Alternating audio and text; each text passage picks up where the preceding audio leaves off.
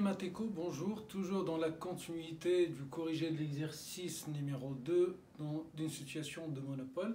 Dans les vidéos précédentes, j'ai corrigé l'exercice 1, 2, la question 1, 2 et 3. Dans cette vidéo, je vais corriger la dernière question 4. Donc je vous mettrai en bas de la vidéo les liens vers les trois premières vidéos ou les trois premières, le corrigé des trois premières questions. On a une situation de monopole. La question numéro 4, il nous demande toujours de déterminer le prix d'équilibre, la quantité d'équilibre, le surplus du consommateur, le surplus producteur et bien sûr le surplus social. Sauf qu'il nous dit ici que les pouvoirs publics donc, ils vont intervenir sur le marché. Ils vont demander à l'entreprise de produire 24 unités, c'est-à-dire de produire une quantité comme si l'entreprise fonctionne en concurrence pure et parfaite. On a vu dans la question numéro numéro 2, la question numéro 1, tarification au coût marginal, donc on a dit que c'est une tarification de marché de concurrence pure et parfaite. Et on avait trouvé une quantité de 24 et un prix de 16. Et on a dit, si l'entreprise produit 24 et avec un prix de 16, elle réalisera une perte, et on a vu que le profit était négatif, était égal à moins 108. Dans cette question, donc les pouvoirs publics vont intervenir, ils vont demander à l'entreprise de produire les 24 unités, mais ils vont lui proposer de ne pas utiliser ou de ne pas les vendre à un prix de 16, parce que l'entreprise, forcément, il va refuser, parce qu'il réalisera un profit négatif. Mais ils vont lui proposer, ou ils vont donner le droit d'appliquer une discrimination. Donc, c'est-à-dire, l'entreprise peut pratiquer une discrimination des prix. C'est-à-dire ne pas vendre avec un seul prix, mais vendre à des prix différents. Et les pouvoirs publics lui proposent de vendre en 4 lots, c'est-à-dire de composer 4 lots. Quand je dis 4 lots, c'est comme si on a 4 groupes de consommateurs. Donc on a 4 groupes de consommateurs. Chaque consommateur ou chaque groupe de consommateurs va acheter un lot, ou chaque consommateur appartenant à ce groupe va acheter un lot. Et forcément, vu qu'on a 4 groupes, on aura 4 prix possibles sur le marché. Chaque lot aura un prix. On aura 4 lots, 4 groupes de produits, et à chaque groupe de produits un prix. Quel est donc ce qu'on appelle aussi la discrimination? C'est la discrimination de second degré. Donc la discrimination, c'est simple, vendre à des biens différents. Je vous ai mis déjà dans une vidéo précédente la différence entre les trois types de discrimination et la différence entre les trois types. Discrimination de premier degré, c'est à chaque consommateur, on va lui vendre à un prix, donc c'est-à-dire on a autant de prix qu'on a autant de consommateurs. Et on a vu que c'était un cas idéal. Après, discrimination de second degré, c'est on n'a pas un consommateur, mais on a un groupe de consommateurs. Et à chaque groupe de consommateurs, je vais lui proposer un prix qui lui convient. C'est-à-dire, j'ai deux groupes de consommateurs, je n'arrive pas à les différencier, mais je vais pratiquer une tarification de telle sorte que chaque groupe de consommateurs choisit le prix qui lui convient, entre guillemets. Et on a vu que la discrimination de troisième degré, c'est toujours, on a des groupes de consommateurs comme second degré, on n'a pas des consommateurs comme le premier degré, mais on a des groupes de consommateurs comme le second degré. Sauf que ici, on les observe, j'arrive à faire la différence entre chaque groupe, et du coup, quand un consommateur se présente, je sais s'il appartient à tel groupe ou à tel groupe, et je lui facture le prix du groupe dans lequel il appartient. Donc voilà, ici on a second degré, ça veut dire on a des groupes de consommateurs, mais on n'arrive pas à les distinguer. J'arrive pas à faire la différence. Du coup, donc, je vais composer 4 lots. L'exercice, il nous dit 4 lots. Et donc forcément, on aura 4 prix. Donc pour des raisons de simplification, vu qu'on a 24 unités, donc les 4 lots, je vais les répartir de manière égale. C'est-à-dire 6 unités par chaque groupe. Ce n'est pas une condition. Vous pouvez les répartir comme vous voulez. Vu que l'exercice n'impose pas, je ne sais pas, le premier lot qui se compose de 7, le deuxième de 6, le troisième de 5, le quatrième, je ne sais pas, de 4, de telle sorte que la somme fait 24. Donc vu qu'il ne nous impose rien, donc on choisit une répartition la plus simple possible, c'est que chaque lot se compose de 6 unités. Comment on procède? Avant de commencer, la première chose à faire, on a dit 4 lots, 4 prix. La quantité les pouvoirs publics imposent une quantité de 24, c'est-à-dire produire comme s'ils fonctionnent en concurrence pure et parfaite. La première chose à faire, c'est calculer le coût moyen des 24. Donc ça, c'est la première chose à faire. Donc soit vous avez deux méthodes, donc soit de calculer la fonction coût moyenne, c'est-à-dire Q au carré sur 3 plus 300, et donc de calculer la fonction coût moyen qui sera Q sur 3 plus 300 sur Q, et de remplacer Q par 24, ou de remplacer ici par 24 et de diviser par 24 à la fin. C'est-à-dire calculer le coût total pour 24 unités et diviser par 24 pour avoir le coût moyen ou le coût unitaire moyen. Donc vous avez deux choix, vous faites ce que vous voulez. Donc le coût moyen, coût moyen de 24, ça veut dire l'image de 24 dans la fonction coût moyen. Vous remplacez 24 dans la fonction coût moyen qui est Q sur 3, ça veut dire 24 sur 3 plus 300 sur 24. Vous aurez 20,5. Les 24 unités produites coûtent 20,5 € l'unité en moyenne. C'est le coût moyen. Bon, donc chaque unité coûte 20,25. La première chose à faire, toujours quand on a une discrimination, c'est la première chose à faire. Donc il produit ça, ça lui coûte tant, mais il a le droit de vendre avec des prix différents. Donc je vais commencer par le lot numéro 1. Je compose le lot numéro 1 qui se compose de 6 unités que je vais le vendre. Donc je vous ai expliqué la dernière fois comment ça se passe, c'est-à-dire comme si on a des enchères, le premier lot, et on fait l'enchère croissante jusqu'à on atteint le prix maximum, on le vend, après on sort le deuxième lot et ainsi de suite. Donc le premier lot, 6 unités. On a la fonction prix, on va remplacer donc le P1, ça va être le prix numéro 1, c'est-à-dire du premier lot. Ça va être tout simplement la fonction prix qu'on a déjà calculée dans les exercices précédents. C'était 64 moins 2 fois Q, et donc moins 2 fois 6. Parce que le premier lot se compose que de 6 unités. Donc ça fait 52. Donc 64 moins 12, ça fait 50. Donc, le premier lot qui se compose de 6 unités, l'entreprise va les vendre à 52 € l'unité.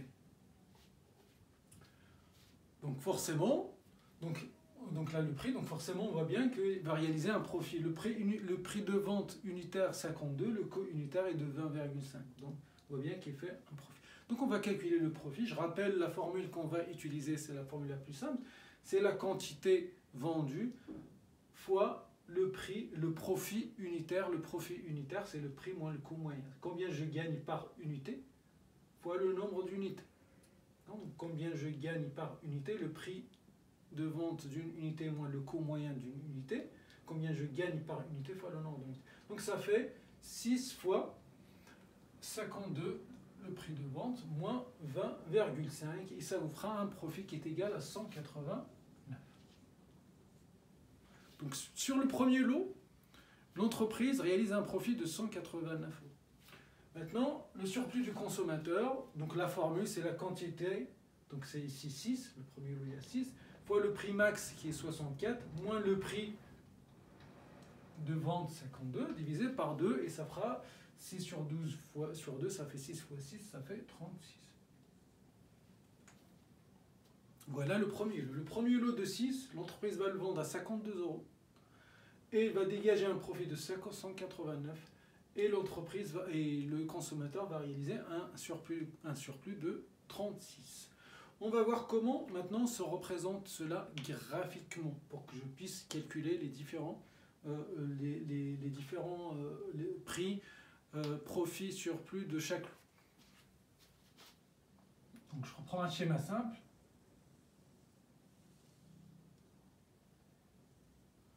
Donc on a besoin de la fonction prix. On l'a fait dans l'exercice numéro 1, donc on prend la fonction prix, 64 moins 2Q, on a 2, ici c'est 64, on le faut 2 points, ici c'était 32, je vais mettre ici 32, et on va tracer recette moyen ou le prix, ce que vous voulez. Donc ça c'est la fonction prix, qui est aussi recette moyen. Et On a dit pour avoir l'équilibre de CPP, c'est une tarification au coût marginal et on a besoin de coût marginal et on l'avait tracé tout à l'heure, c'était, et on a dit ça c'est le coût marginal et on avait trouvé que c'est à l'équilibre, c'était 24 et avec un prix de 16, mais ce n'est pas, ça m'intéresse pas le prix ici, ici il y a la discrimination. Donc vu que je calcule aussi le profit, il me faut le, comment il s'appelle, le coût moyen. Donc le coût moyen, donc avant de tracer le coût moyen, on a dit qu'on a 4 lots de 6, donc 24, 12, ça va être à peu près ici, et donc ici on va mettre 6, ouais, 6, voilà, 6, 12, 18 et 24. On a 4 lots. Premier lot de 6, le deuxième lot de 6, 6 et 6. 4 lots, ça fait 24. Donc là,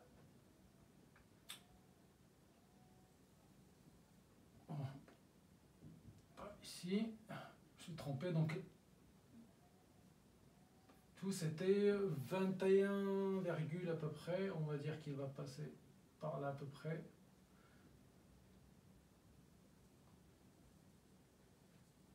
Voilà.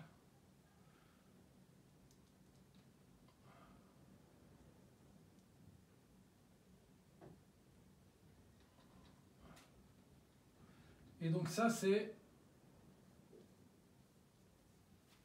la courbe coût moyen. Donc on a vu que le coût moyen, donc si vous voulez que je vous rappelle ici que le coût moyen est égal, on a dit c'était Q sur 3 plus 300 sur Q, et on a dit que c'est une fonction inverse. Hein. C'est pour ça, c'est la forme d'une courbe.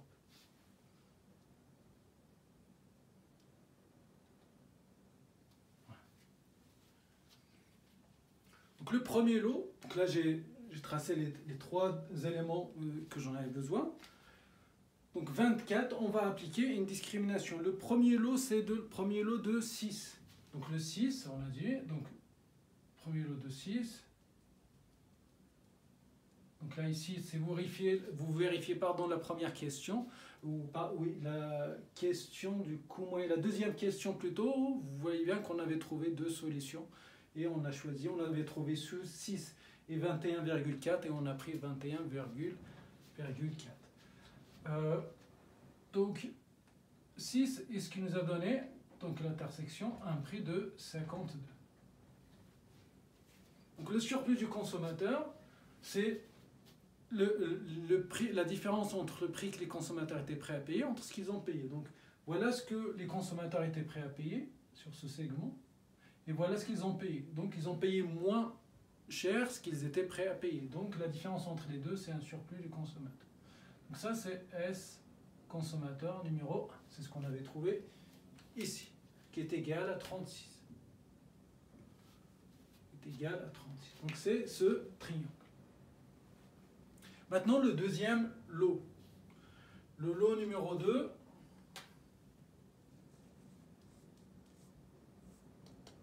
Le lot numéro 2, pareil, Q2 est égal à 6 unités. On suppose que chaque lot se compose de 6 unités, c'est juste une hypothèse simpliste, c'est tout. Donc après, vous pouvez mettre n'importe quelle hypothèse. Maintenant, donc, on va dire ce segment ne fait plus partie maintenant la fonction demande-prix, il commence ici. Donc, on va dire ce segment qui est en rouge, c'est bon. Donc, c'est les 6 premières unités, c'est disparu.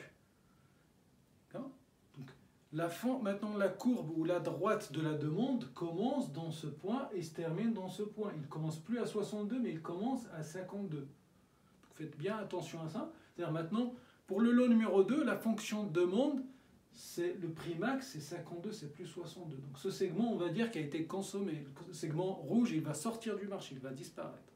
Donc il reste juste le segment bleu. Et le segment bleu, le prix max, c'est 62. Donc quand je vais calculer P2 maintenant, donc on a dit que c'est 64 moins 2Q, maintenant c'est 52 moins 2 fois Q, et le nombre de quantités de lot numéro 2, c'est 6. Et ça fait 40.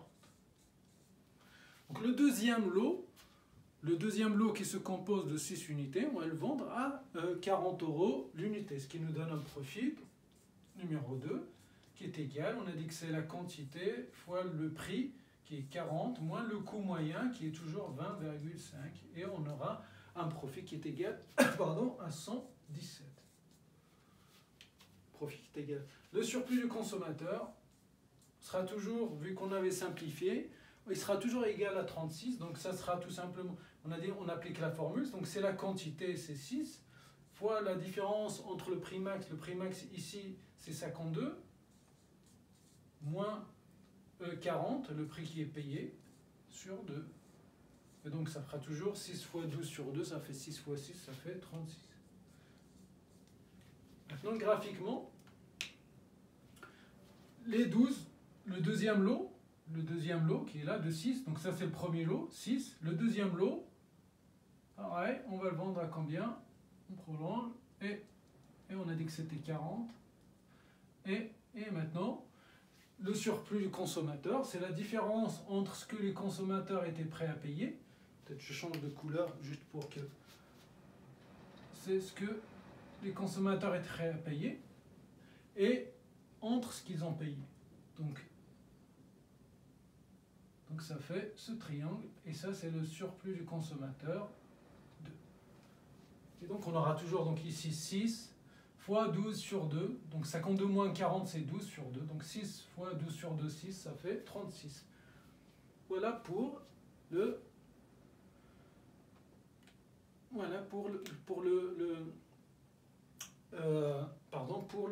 surplus du consommateur numéro 2, et pour le profit, donc c'est toujours le prix moins le coût moyen, donc le prix moins le coût moyen qui est égal 20 ici, c'est-à-dire le profit c'est, si je prolonge, on a dit que le coût moyen il est ici, on a dit que c'était égal à 20,5. 20,5. Donc les recettes de l'entreprise pour la première, donc ça c'est le profit de l'entreprise. Donc ils vendent 6 unités fois 52, donc ça c'est recette totale, ou moins coût total qui est là. Donc le profit de l'entreprise c'était celui-là. On va dire c'est le profit ou le surplus du producteur. C'est ce qu'on avait trouvé. Et maintenant, dans le deuxième cas, c'est toujours les recettes totales moins le coût total, c'est ça. Donc ça c'est 1, et ça c'est le surplus du producteur numéro 2.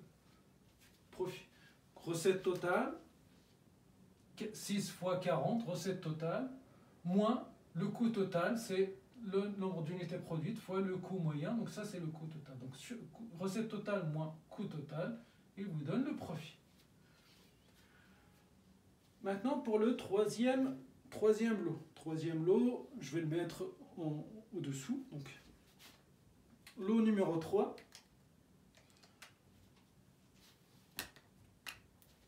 Donc, lot numéro 3.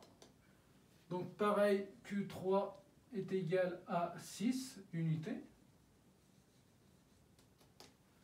Est égal à 6 unités. Donc, je fais attention maintenant, le prix 3. C'est comme je vous dis tout à l'heure, maintenant, le segment rouge et le segment vert, ils vont disparaître. Donc la fonction de prix maintenant va commencer dans ce point, jusqu'au point bleu. Donc le prix max c'est 40 maintenant, ce n'est plus 50, c'est 40. Donc le prix c'est 40, c'est le prix max, 40, moins 2Q. Moins 2 fois Q, la quantité, c'est toujours on a choisi 6, c'est pour ça que j'ai simplifié, je dis 6, 6, 6, vous voyez que ça facilite les calculs, c'est tout. Et ça fait 12, ça fait 28.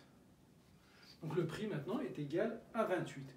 Le prix est égal à 28, je peux calculer le profit 3, donc c'est 6 fois le prix de vente 28 moins le coût moyen 20,5, et ça fait un profit de 45.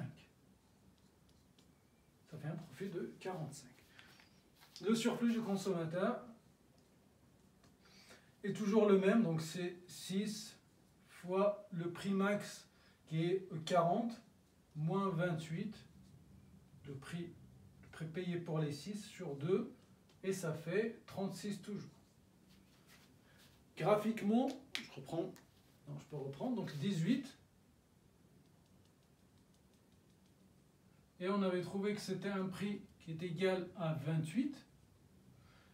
Et donc on a dit que la différence, le surplus consommateur, c'est entre ce que les consommateurs prêts à payer et entre ce qu'ils ont payé. Donc ça, maintenant c'est ce triangle qui représente le surplus du consommateur pour le lot numéro 3. Le surplus du consommateur pour le lot numéro 3.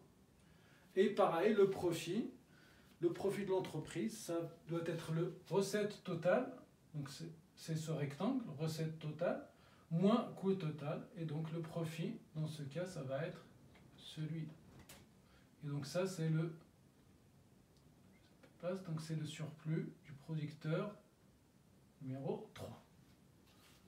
Ça veut dire c'est ce petit carré, ce petit rectangle. Maintenant, le dernier lot, je vais l'effacer ici.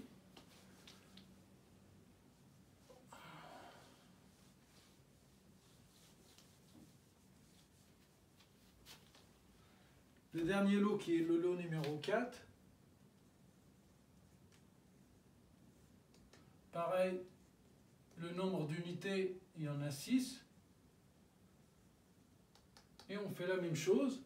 Maintenant, donc le segment rouge, vert et rouge, ils vont disparaître et on va commencer ici. Donc la fonction demande, la fonction demande ou la fonction prix, c'est ce segment. Donc ça commence là et ça se termine. Donc le prix max maintenant c'est 28. Donc P4 est égal à 28 moins 2 fois Q moins 2 fois 6 et ça fait 16 pardon. Ça fait 16.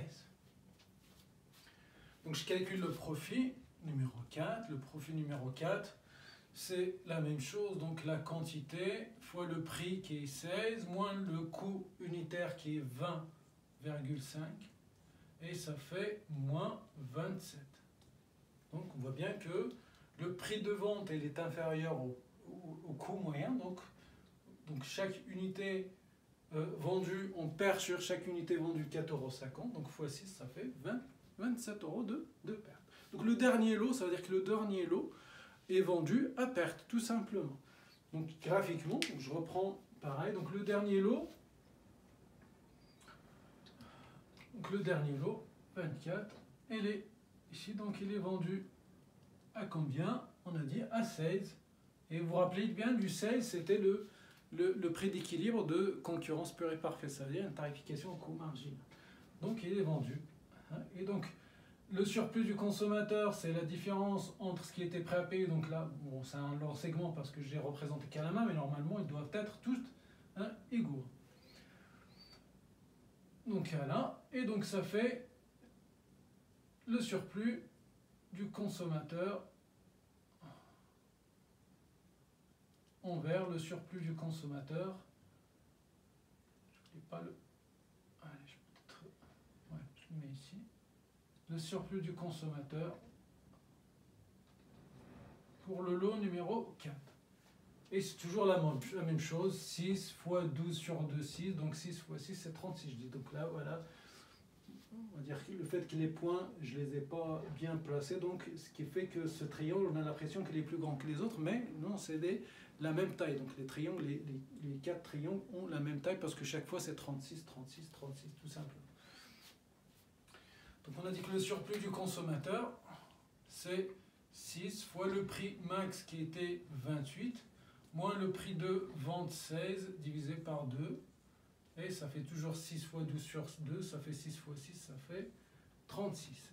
Et le profit, maintenant, le profit de l'entreprise, c'est la différence entre le prix de vente qui est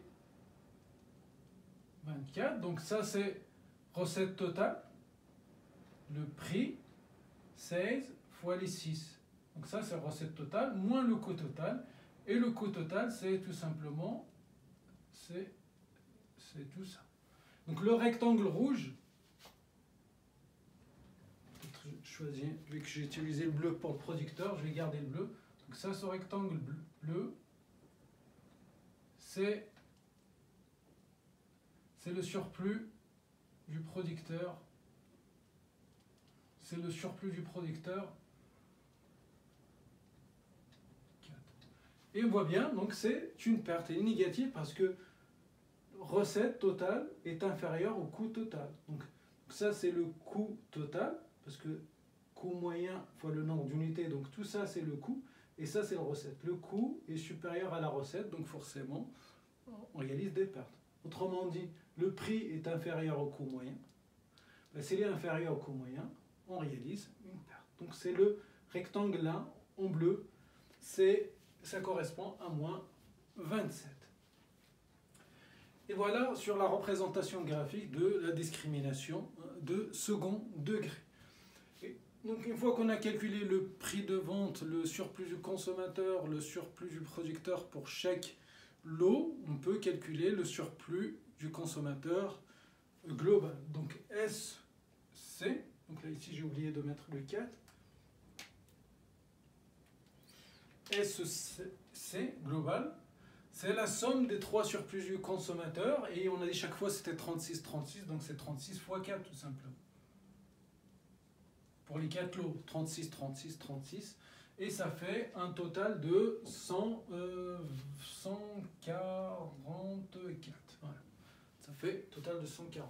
Et pareil pour le profit total, c'est P1 plus P2 plus P3, ainsi de suite. Donc je peux les écrire, c'était 189 plus 117 plus le troisième c'était 45 et moins 27. Et ça fait un profit total qui est égal à 324. Donc je peux maintenant déduire ou calculer le surplus social, grand W, le surplus social ou le bien-être social. C'est 144 plus 324 et qui est égal à 406 et 8, 468. Donc, et voilà. Vous voyez bien qu'il n'y a rien de compliqué, il faut juste un peu de concentration et d'analyse. Chaque lot, donc faites bien attention ici. Donc première chose, ça c'est important, c'est coût moyen dès le départ des 24, parce que si vous calculez que les 6, forcément, vous allez avoir faux. C'est pas le 6, l'entreprise il produit 24 et chaque unité coûte 20,5. Après, chaque 6 unités va les vendre à un prix différent. Et de faire attention que ici, chaque fois quand on passe de P1 à P2, c'est que le P1, donc ce segment, il disparaît, il sort de la fonction de demande. Donc il reste que cette fonction de demande commence ici, va jusque là. Une fois que je traite le deuxième, la fonction de demande commence ici. La fonction de demande après commence ici, et ainsi de suite. Vous faites bien attention à cela. Et voilà, donc j'arrive à la fin. Donc si vous avez des questions, envoyez-moi vos questions ou vos commentaires, j'y répondrai.